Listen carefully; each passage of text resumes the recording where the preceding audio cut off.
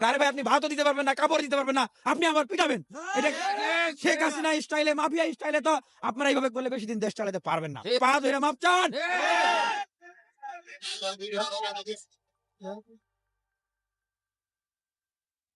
আমাদের যে ইবতেদায়ী শিক্ষকরা আছেন তারা একটা দাবি নিয়ে এসছেন, তাদের যে চাকরি এটা যেন জাতীয়করণ করা হয়। অবশ্যই আমরা জীবন দিয়েছি, রক্ত দিয়েছি। 5 আগস্টের পরে এই গণ অভ্যুত্থান পরবর্তী যেই বাংলাদেশ, এই বাংলাদেশে সবাই তার নির্ভয়ে তার কথা বলবে, সবাই শান্তিপূর্ণভাবে তার দাবি দেওয়া জানাবে। এই জন্যই তো। কিন্তু আজকে আমরা দেখলাম ঠিক যেইভাবে আওয়ামী লীগের সময় ফ্যাসিবাদী কায়দায় এডিসি হারুন গোলাম রোহানীরা আমাদেরকে লাঠিচার্জ করতে মারতো, ঠিক একই স্টাইলে পশুর মতো বর্বরচিত ভাবে জাতির বিবেক এই শিক্ষকদেরকে এইখানে পিটানো হয়েছে লাঠি দিয়ে। এইখানে তাদেরকে সাউন্ড গ্রেড মারা হয়েছে, এইখানে তাদেরকে জল কামান দিয়ে তাদেরকে এখানে আহত করা হয়েছে। প্রায় শতাধিক শিক্ষিকারা তারা আহত হাসপাতালে কাতরাচ্ছেন। কথা হলো এইরকম বাংলাদেশের জন্য তো আমরা জীবন দিই নাই।